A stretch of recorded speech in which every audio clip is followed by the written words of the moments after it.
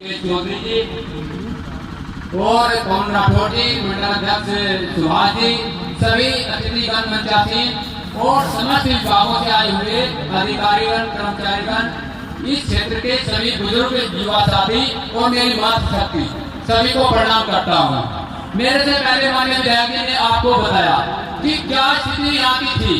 एक समय था जब यहाँ पर जोर शोर से आवाज उठती थी कि पता नहीं कौन सा दिन होगा कि ये समस्या का हल होगा। धन्यवाद देना चाहता हूँ मैं माननीय सांसद प्रदीप चौधरी जी को और माननीय विधायक जी को कि उन्होंने इसको आवाज को बुलंद करने का काम किया और माननीय प्रधानमंत्री जी के सामने इसको रखा और रेल मंत्री जी ने ये आपकी समस्या का समाधान करने का काम किया। तो माननीय सांसद और विधायक जी के जोरदार तालियों से उनका स्वागत होना चाहिए। तालियां हल्की है, काम बहुत बड़ा हुआ है, तो जोरदार तालियों के साथ में स्वागत होना चाहिए। ये भारतीय जनता पार्टी की सरकार है जो आप लोगों के बारे में सोचती है। दूसरी सरकारें रही है, उन्होंने कभी किसान के, अन्य लोगों के बारे में, हड़बड़ के बारे में सोचने का काम नहीं किया। उन्होंने सोचा है सिर्फ अपने लिए, अपने रिश्तेदारों के लिए। भारतीय जनता पार्टी की केंद्र और प्रदेश की सरकार ने किसान के बारे में, मजदूर के बारे में, हड़बड़ के बारे में सोचने का काम किया है। मैं तो अपना समय सारा मान्य सांसद जी और विधायक जी को दूंगा। सिर्फ ये बात आपको कहूंगा कि आने वाला समय है 2024, उस 2024 के चुनाव में आपके बीच में लोग आएंगे, आपके बीच में लोग आएंगे, समाजवादी से भी आएंगे, बसपा से भी आएंगे, कांग्रेस से भी आएंगे। वो आपको रिश्तेदारी का बहाना देंगे, आपको जाति का लेंगे, बिरादरी का लेंगे, लेकिन वो दो काम लूटने का काम करेंगे आपसे। पहले आपको वोट के नाम पर लूटने का काम करेंगे और फिर जब रोड लेकर चले जाएंगे तो आपके भविष्य को, विकास के रूप को लूटने का काम करेंगे। ऐसे व्यक्ति से बचने की जरूरत है, क्योंकि आपको भारतीय जनता पार्टी के प्रतिनिधियों को यहाँ से जिताकर मोदी जी के हाथों को मजबूत करना है। और ये विकसित भारत संकल्प यात्रा का भी कार्यक्रम है।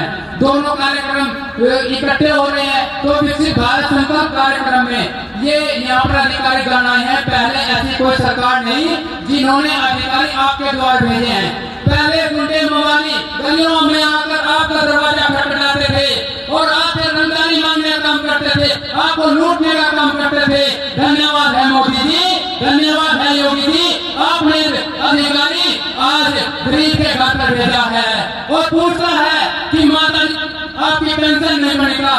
किसान को पूछता है आपका किसान सम्मान निधि नहीं आ रहा का, आवास नहीं बनागा, शौचालय नहीं बनागा।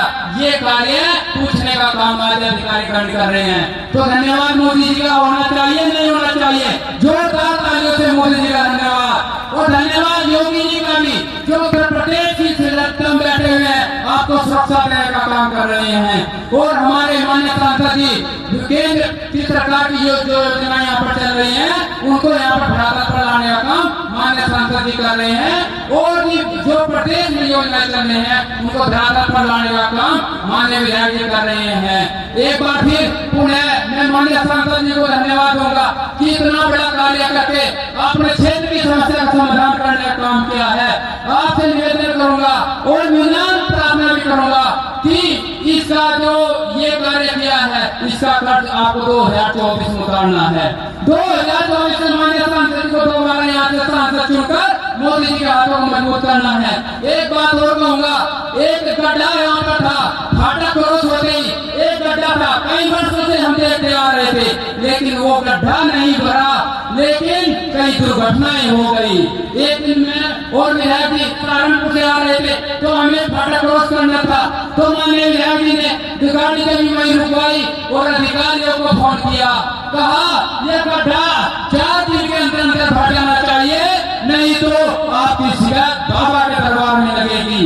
और मैं धन्यवाद देना चाहता हूँ चौधरी जी को कि वो आपके सामने हैं। आज उस गड्ढे से समाधान करने का माननीय विधायक जी ने किया है। और क्या कुछ मैं तो सभी का धन्यवाद करूंगा।